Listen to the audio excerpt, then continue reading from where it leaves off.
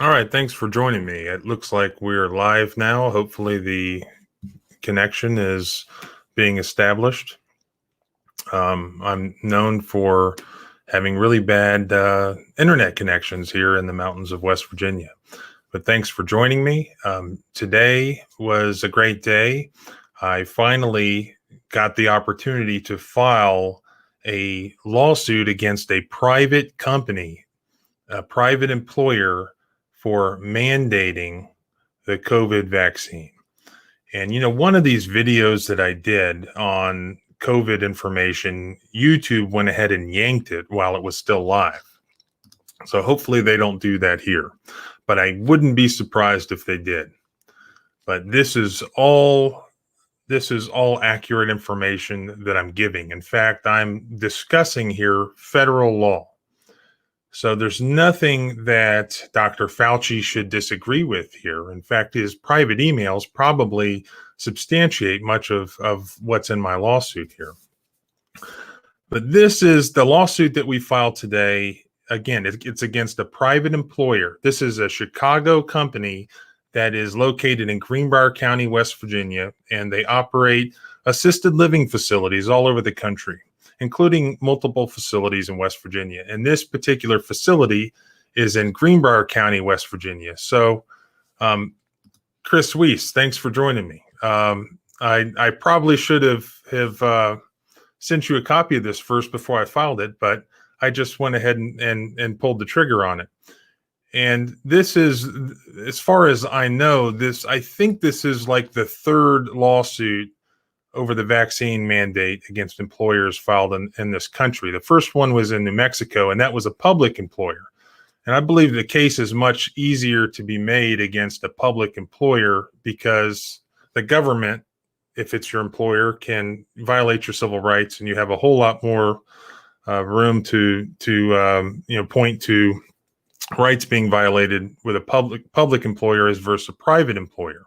So the tricky part is, even though we can show that there's a violation of federal law if you're mandating a vaccine that's not supposed to be mandated, what can you do as against a private employer?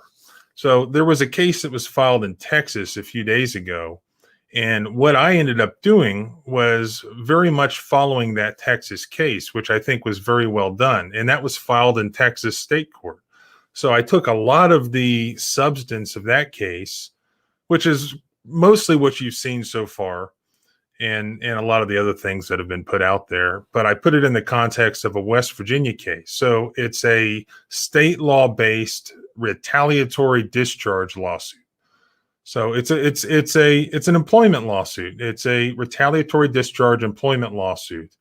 But here's how it works. And this could be different in different states. Again, this was filed today. And just to set the background, my client works in an assisted living facility.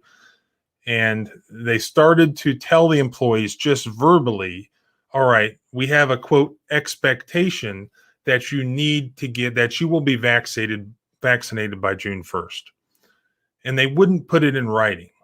So this particular client communicated in writing and verbally that, she had researched this, and based on the personal medical decision that she was making, she was choosing not to get the vaccine because it was an unapproved vaccine that's supposed to be non-mandatory. And so she forwarded this information to the HR department of the company that owned her assisted living facility. And they're a company called Enlivant out of Chicago. So she forwards it to them. And finally, they put something in writing that says, all right, so if you're choosing not to get the vaccine, then you're basically choosing to resign. So they're just framing her termination as a resignation. So this is the lawsuit that we filed. Again, it's here pretty local to me, Greenbrier County, West Virginia, against Enlivant LLC, which operates the Seasons Place assisted living facility. So my client was in fact fired on June 1st of 2021. And this is the substance of the letter that they sent to her. So HR in Chicago the human resources director, sends her a letter that says, voluntary resignation due to personal choice to remain unvaccinated. Dear employee, as you know, leading authorities now instruct that vaccination is the most effective method to combat the spread of COVID-19 and minimize its impacts. Similarly, our experience has shown that being unvaccinated puts at risk the safety and well-being and lives of our residents, employees, and visitors, and has a significant impact on our daily business operations. As such, to best protect our residents, employees, and visitors, Enlivant determined that beginning June 1st, 2021, all Enlivant employees at your community must be vaccinated. Therefore, due to your personal, and this was bold in the original letter, I didn't choose to bold this. Therefore, due to your personal choice to remain unvaccinated, contrary to the essential functions of your job and Enlivant's job requirements, we are accepting your voluntary resignation effective June 1st, 2021. So that is the letter that she got, and I have as an exhibit to the lawsuit the actual letter. And the funny thing is just as you see there on the screen, it's not even to her name directly. It's just dear employee. So it's sort of a template letter, which tells me that they've done it to other people. So they have facilities just all over the place. And I'm sure there were other victims of Andrew Knuth, Human Resources Director, other employees who were terminated and called and described as having voluntarily resigned. So what does that mean? That means then that, they're being terminated, and depending on what the state law is, I mean, they can't even go out and get unemployment or unemployment benefits because they have, quit their job. So it's just a real, this is a lot of these employers have been saying this verbally or doing the whole expectation thing. But really, until Andrew did this, I hadn't seen any of them in in West Virginia, anyways, who had actually put it in writing.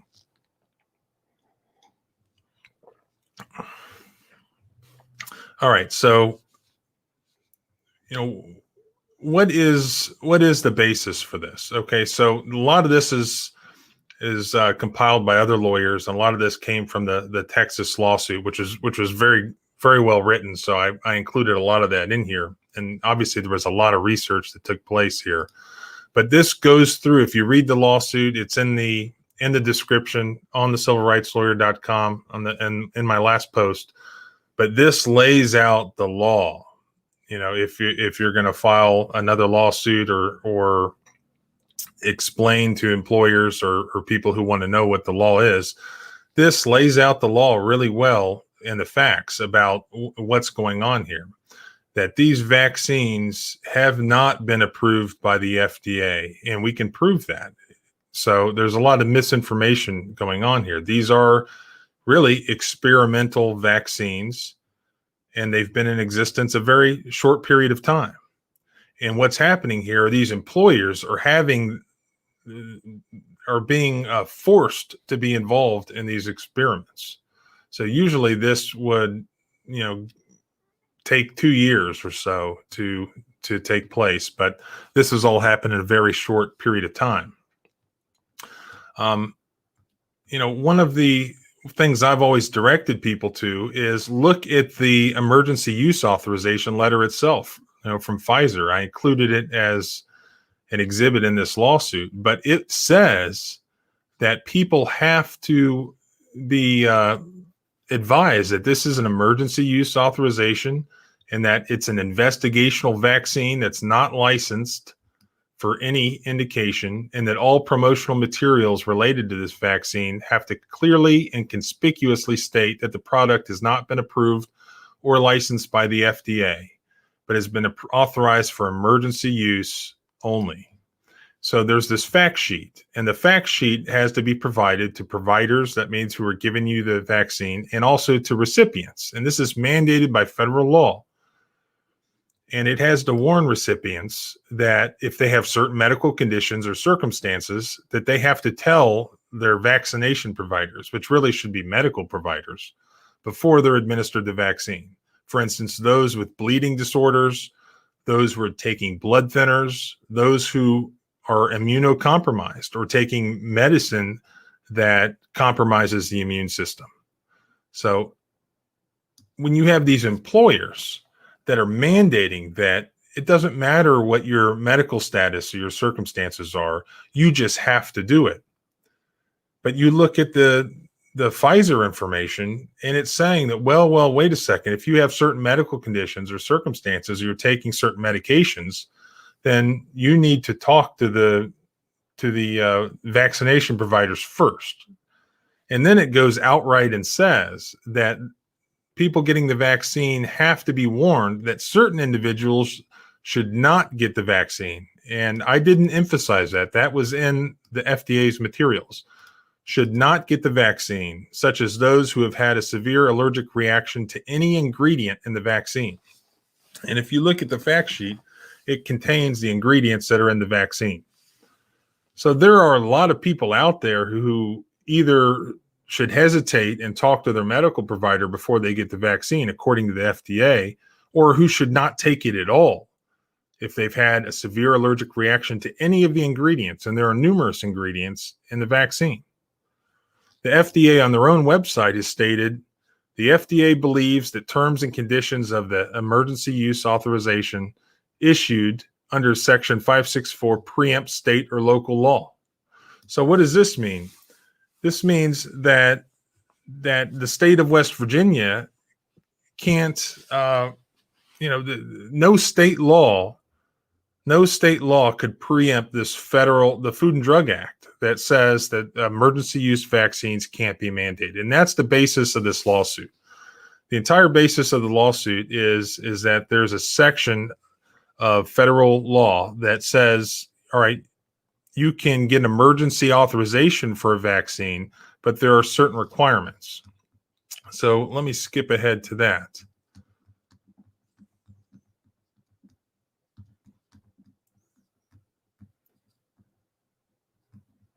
All right, so the statute that authorizes emergency use authorization is Section 360 BBB3. Okay, so it has several conditions. Let me find them here. But yeah, this is a fairly lengthy lawsuit. All right, here they are. So one of the requirements is that people have to have the option to accept or refuse the administration of the product. And what we have here is that the employers are the ones mandating it, not the government. So we'll have to see what the courts are going to do with that. But here is the tack that I've taken to challenge it. So West Virginia law says that even though West Virginia is an at-will employment state, there is an exception. And there's a West Virginia case that lists the exception. And the exception says that if the employer fires the employee in retaliation for some public policy, then let's see, where is it? All right, the case is Harless versus First National Bank from 1978. So the rule that an employer has an absolute right to discharge an at-will employee must be tempered by the principle that where the employer's motivation for the discharge is to contravene some substantial public policy principle, then the employer might be liable for damages occasioned by the discharge. So Harless versus First National Bank. So other states might be different. So the basic rule usually is that you can fire, as a private employer, you can fire somebody for any reason you want, mostly. But there are exceptions to that. One exception is this Harless case. An employer usually has an absolute right to discharge an at-will employee, but where the employer's motivation for the discharge is to violate some substantial public policy principle, then the employer may be liable to the employee for damages. So then the employee can sue if the employer's motivation for the discharge is to violate some substantial public policy principle. So what is that? What is a substantial public policy principle? Just looking at state law in West Virginia, the West Virginia Supreme Court has said, what public policies, where they exist. So here are the sources. among others, federal and state constitutions, public statutes, judicial decisions, applicable principles of common law, and then the prevailing concepts of the federal and state governments relating to and affecting safety, health, morals, and general welfare of the people for whom the government is factually established. So basically, state and federal law. And legislative enactments, legislatively approved regulations, and judicial opinions. So clearly, the federal law, the Food and Drug Act, is going to fit within the areas of what the state Supreme Court has defined as public policy. Then you also have to prove that it's a substantial public policy. So clearly, I think that could be met here. And the case law itself actually says that inherent in the term substantial public policy is a concept that the policy will provide specific guidance to a reasonable person. So if you Google it, can a private employer mandate the COVID vaccine? You'll see that there's discussion all over the internet, including between lawyers and between HR professionals at all these corporations, discussing all the potential employment liability decisions about whether or not they're going to mandate the COVID vaccine. So there's been a lot to put any reasonable person on notice that there's an issue here. And what I've seen in some of these cases is, it can't be something that's just a vague concept like, all right, clean water. Clean water is a public policy principle. And I pointed out some discharge that the employer was engaging into public waters, and they're polluting waters, and they're violating this vague public policy principle. So that's not what you can sue over. You have to point to something specific. And here we have very specific federal law, 21 U.S. Code 360 BBB3, authorization for medical products for use in emergencies. And that law states that where a medical product is unapproved, then no one may be mandated to take it. No one may be mandated to take it. So that's very specific federal law. And therefore, under West Virginia law, that is public policy. And if that's a substantial public policy of which a reasonable person would know, then you can't fire people for it. So that is the legal theory that we're going with here. So it's the legal theory is pretty simple. What's more complex is just the whole process of vaccines and the emergency use. And I'm not aware that any federal courts yet have ruled on whether public employers can mandate a vaccine under emergency use. I'm not sure. Going back to some of the factual parts of the lawsuit, this is some good information.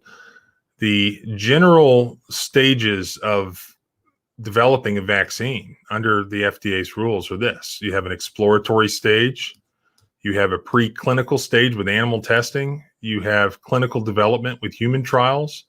You have regulatory review and approval. You have manufacturing, and you have quality control.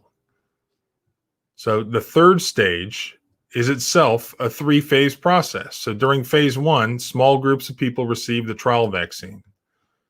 In phase 2, the clinical studies expanded, and the vaccine is given to people who have characteristics such as age and physical health, similar to those for whom the vaccine is intended.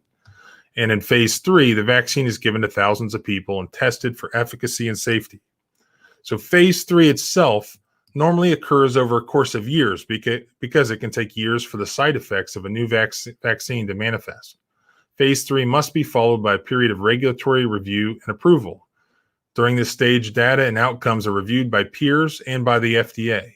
Finally, the manufacturer must demonstrate that the vaccine can be manufactured under conditions that assure adequate quality control. So that is a timeline that would normally take years, and they've condensed it into just a matter of months. So individuals that are being given the vaccine really are the phase 3. I mean, they are the experiment. And despite the fact that there are certain health conditions or circumstances that might dictate that you not get the vaccine, and that there are some situations such as allergic reactions to various things that are sufficient to say in bold letters that are underlined that you should not get the vaccine. It's being applied just across the board by employers, and they think that they can get away with it. They think that they can get away with it because they're not the government. And so there's this question is, yeah, that's federal law, but does it apply to private companies and states? And I think it does. I think it does. So this is the same sort of strategy that they used in Texas. And fortunately, Texas has a similar retaliatory discharge state cause of action. And West Virginia, fortunately, has that as well. So I looked at a way to get this into federal court and to make a federal claim, but I just think it's likely that if I had filed this in federal court, we get before a federal judge, and they might say, yeah, well, federal law says that, but it doesn't provide a private cause of action for an employee who was fired. I just think that is the likely outcome of that, unless you work for the federal government. For instance, well, I don't know if the New Mexico case was federal or state correctional employees. I think they were maybe state. But federal law certainly says that this vaccine is unapproved and that it's supposed to be non-mandatory. That really can't be disputed. That is undisputed. The question is what can we do about it? So fortunately, again, under West Virginia law, it says that retaliatory discharge actions can be filed if the discharge is in response to concerns about a violation of substantial public policy. That's defined as really any state or federal law or regulation of which a reasonable person would be able to identify. I'm paraphrasing there. So although it wasn't intended to fit within these circumstances, I think it fits. I think it does fit within these circumstances. So we have asked for a preliminary injunction hearing to be held in an expedited manner. And so we will ask for injunctive relief that would enjoin this company from terminating employees or from taking any negative action against employees for their choice to not take an unapproved, non-mandatory vaccine. I'll put up for you, and we've also asked for the general money damages that come with a wrongful discharge, including lost wages, including, we've also asked for punitive damages and attorney's fees. But we've also asked for a declaration from the court that private employers, in West Virginia anyways, cannot fire employees based on their choice, their voluntary choice not to take the COVID vaccine. Here is the letter that my client got. So I read it to you, but this is the actual one that she received from Andrew. And this is an exhibit in the lawsuit. There's also another communication she got here. I'll show you. Where is it?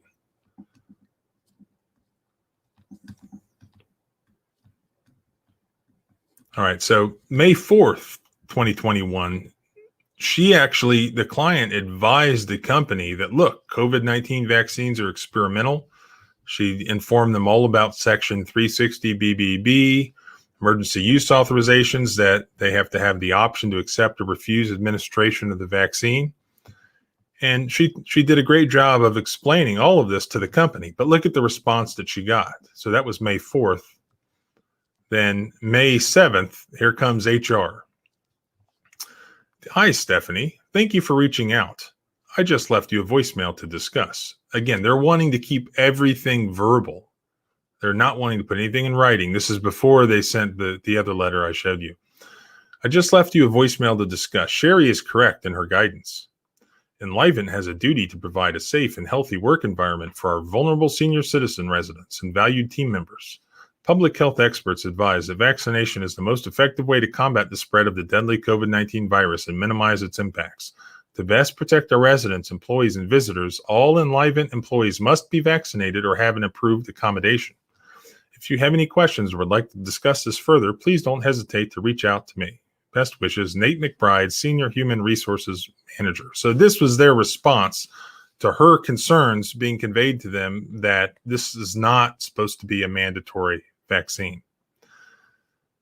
So as you can see, they didn't respond to any of the federal law aspect of what she informed them. I'll also show you here before we finish the EUA letter itself. So if you haven't read the EUA letter, where is it?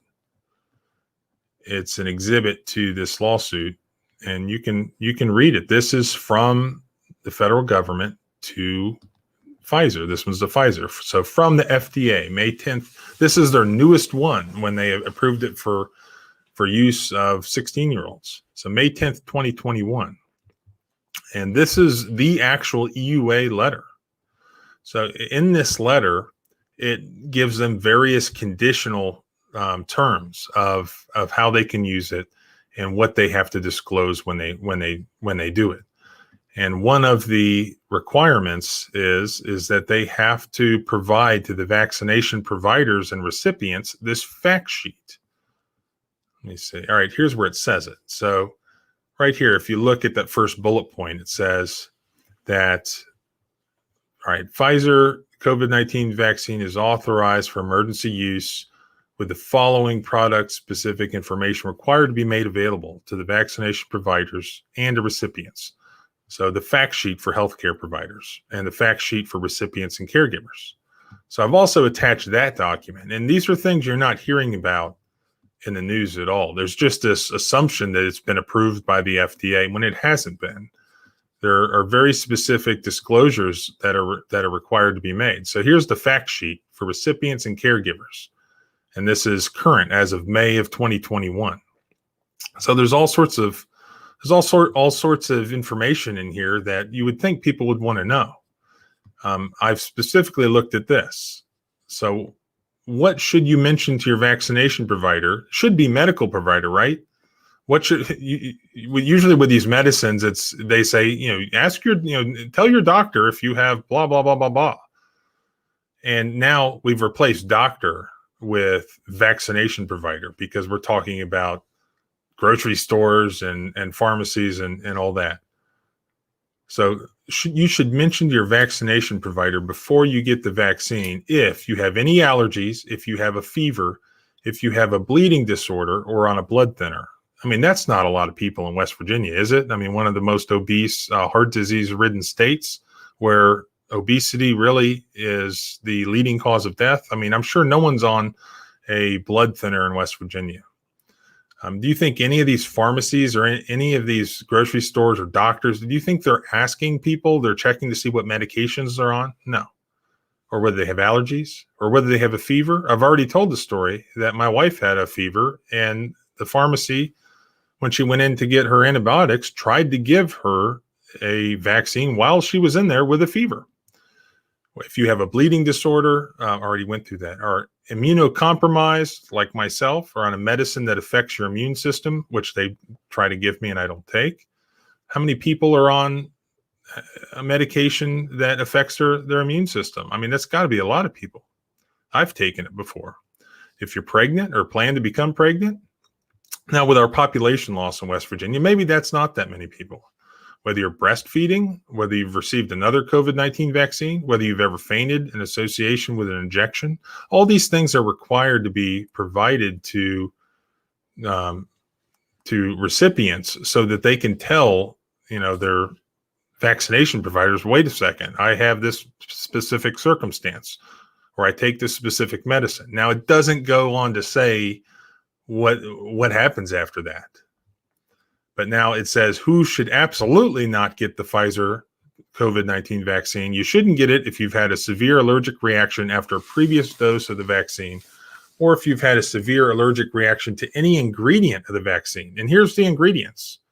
All right, I'm not going to try to pronounce these things, but you have all these different ingredients. Just look at this right here. I can't really highlight it because it's a scan, but it has all these different ingredients. And so how many people are allergic to some of these things? I mean, I guess I don't have any idea. So again, this is the fact sheet, and none of these employers are discussing any of this. All right, so what are the risks of the vaccine? So why tell people what the risks are if they don't have a choice not to take it? Difficulty breathing, swelling of your face and throat, a fast heartbeat, bad rash, dizziness, weakness, severe allergic reactions, non-severe allergic reactions, injection site pain, and on and on and on and on. And the fact is that we don't even know what all the possible side effects are, because usually this happens over a course of years, and it can take a long time for, according to what I've read, for some of these side effects to show up. So we don't even know. The FDA doesn't even know yet. These are just the ones that they know about.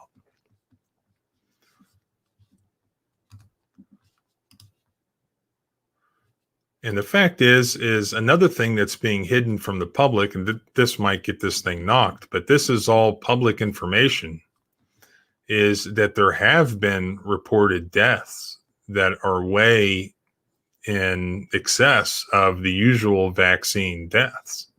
And I went over that as well in here. Let me see if I can find it. All right, here it is. The VAERS database. This is in the lawsuit. All right, the VAERS database identifies serious COVID-19 health concerns. So this has been happening from 1990. All right, so there were 4,434 deaths reported and over 12,619 serious injuries reported into this database from COVID-19 vaccines through May 10th of 2021. So presumably there's more now.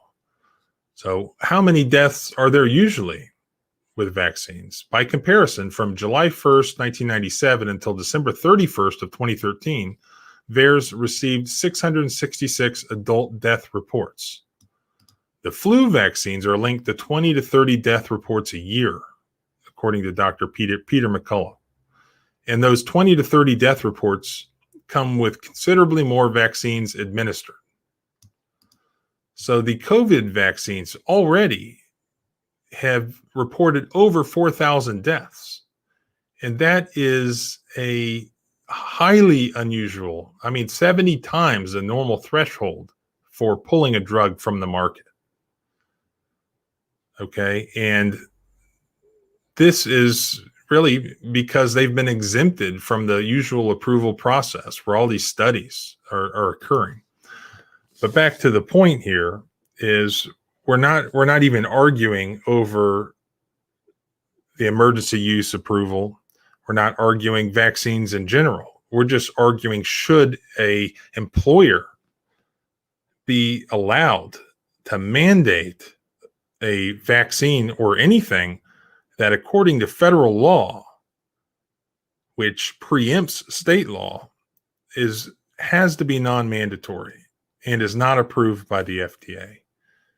I would argue no, and that's what we've done in this lawsuit, because public policy of the state, which includes federal law and federal regulations, are being violated. Even though it's an at-will state and you can usually discharge people for whatever you want, federal statutes can change that.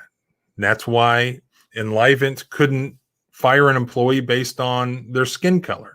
That's why they couldn't fire an employee based on their sex or based on their age, because we have these federal statutes that say that you can't do that. And that preempts the state law that says that we're an at-will state. And West Virginia law has recognized that, as apparently Texas law has. So hopefully we can get into court on this pretty quickly. Sorry, I haven't looked at any of the comments. I'll go ahead and look at that now. All right, Bob. Vaccines have been required in lots of places, lots of times in the last 100 years. Well, the difference is, which the whole point of the lawsuit is that it's not an approved vaccine. It's not an approved vaccine. It's under an emergency use authorization. That's the entire point. I'm not arguing that employers cannot generally mandate approved vaccines. I myself have been vaccinated by an employer. When I worked at the Department of Justice, they stuck me with all sorts of things, including all sorts of bizarre hepatitis vaccines that later popped up in blood work, where my doctor was like, what in the hell have you been vaccinated with? I mean, I'm not an anti-vaxxer. I'm not arguing that vaccines can't be mandated. It all has to do with these particular circumstances where this process has been rushed and they're effectively experimenting on human beings as we go, which is fine if you consent to that. But what we have is it being mandated. So yeah, you can quit your job, you can go work somewhere else, but what kind of a choice is that? We don't allow that kind of a choice when it comes to skin color discrimination or sex discrimination. Absolutely not. So why should it be allowed under these circumstances? Tabby's daddy, try being a master. Yeah, well, it's you would think that they would try to retain employees at this point in time, because all I'm hearing is that it's almost impossible to find employees.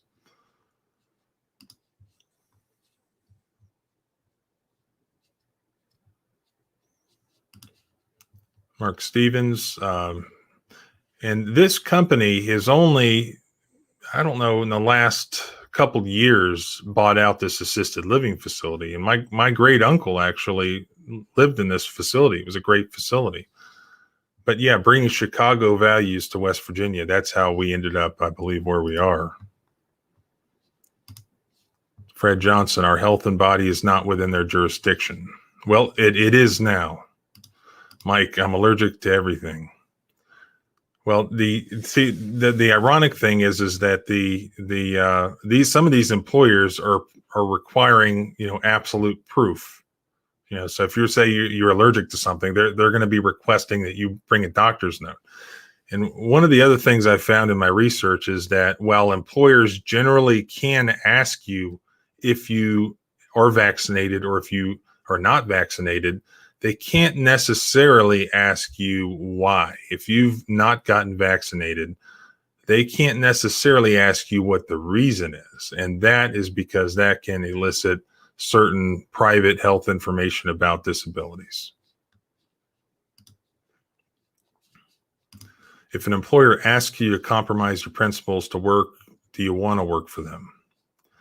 Well, that's a good question, but a lot of people don't have the choice.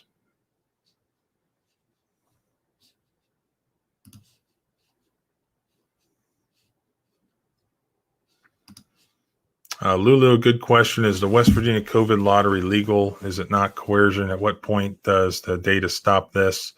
Well, it's not something I've looked into. Several people have asked me to, but all this lottery stuff, I mean, by definition, a lottery is, well, some would call a lottery in general a tax on stupidity.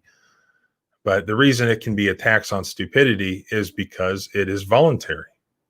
So if the fact that it's voluntary, I don't know if that makes it legal. I think that there are other reasons why that should be illegal, having to do with state law. But everything the West Virginia governor has done for the past 14 months has been illegal, in my opinion.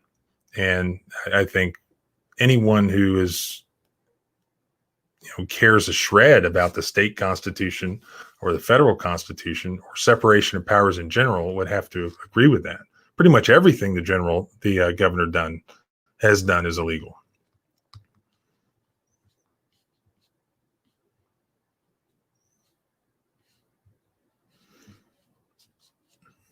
All right, Bob, again. You were citing pharmacies, recipients, and healthcare providers. However, the suit pertains to employers. None of those documents apply to the employers. Okay. Well, let me try to explain it to you, Bob. West Virginia law, as other states might, say that you can't fire somebody if it's a violation of a public policy. So public policy is defined under West Virginia law. And when I say you can't fire someone, that means employers can't fire somebody if it's in violation of a public policy. Public policy is defined in West Virginia, among other things, state and federal law. So it is undisputed that this federal law says that people have to be given the choice. The vaccine cannot be mandated.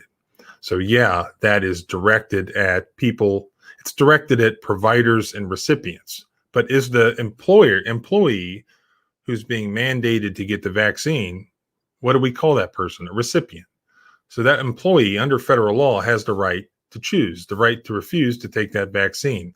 The employer, the private employer, is taking away that right effectively. Now, according to the employer, yeah, they have the choice to resign, or they're voluntarily making the choice under their argument to resign. But what kind of a choice is that? Again, we don't allow that sort of a choice in other areas such as skin color discrimination.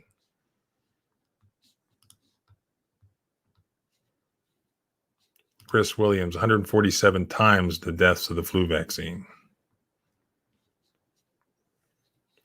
Bubba, as Nixon said, if the president or the governor does it, it's not illegal.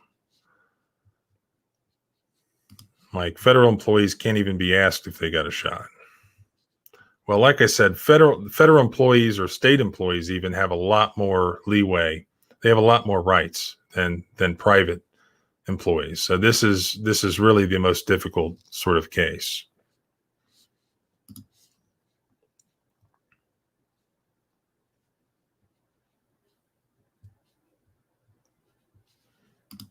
The way the hospitals do it is if you don't get the shot, you're let go. And that's what the Texas case is it's against, 110 employees sued Methodist Hospital or whatever it's called in Texas.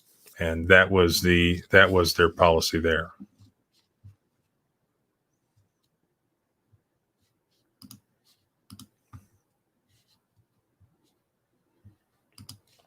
Make a counteroffer if the other guy says, no, I'll get the shot if you bear liability. Yeah, and that's that I think there is, there is liability there if, in my opinion, if they're going to mandate the vaccine. What if you do have side effects? Who's going to be responsible for that? I think all this stuff is going to have to be worked out in litigation. We know who's not responsible, and that is Pfizer and Johnson & Johnson.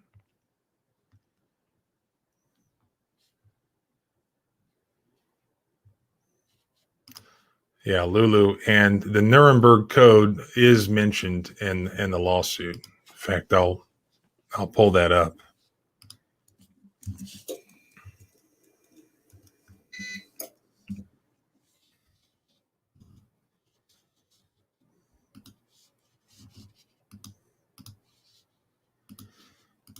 All right, so this federal law reflects a fundamental public policy goal of striking a balance between giving people the option of having access to experimental medical products during public emergencies, while also assuring that no one's forced to accept these experimental medical products.